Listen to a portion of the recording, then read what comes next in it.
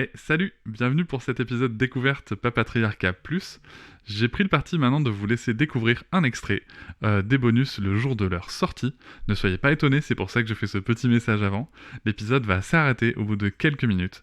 Si vous souhaitez continuer bien sûr l'écoute de cet épisode et de l'ensemble des bonus, vous pouvez cliquer sur le lien en description pour vous abonner. Je vous souhaite un bon extrait. Avec quelqu'un qui a dit que je peux pas jouer aux poupées, et après j'ai pleuré.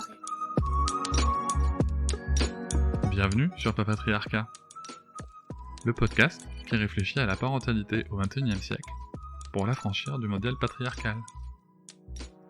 Bienvenue dans cet épisode bonus. Je tiens avant tout à vous remercier énormément, car si vous pouvez l'écouter, c'est que vous soutenez mon travail tous les mois. Et c'est grâce à ce soutien, grâce à cette énergie et à vos écoutes que le projet Papatriarcat peut continuer, que ce soit en podcast ou sur d'autres supports. Et je vais maintenant vous laisser tranquillement découvrir ce contenu exclusif, et je vous souhaite une très bonne écoute.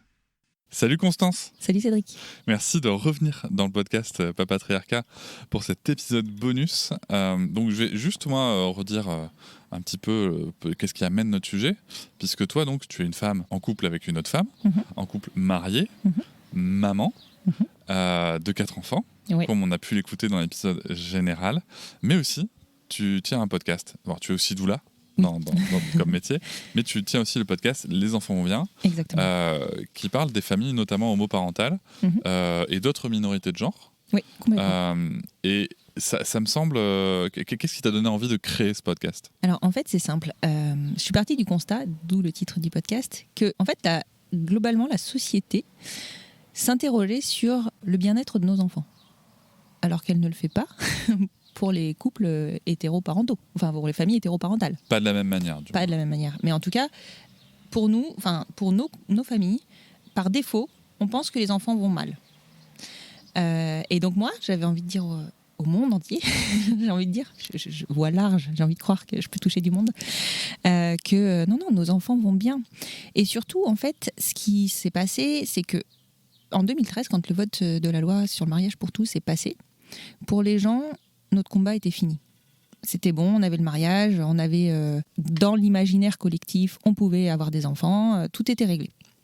Sauf que dans la vraie vie, c'était pas le cas du tout.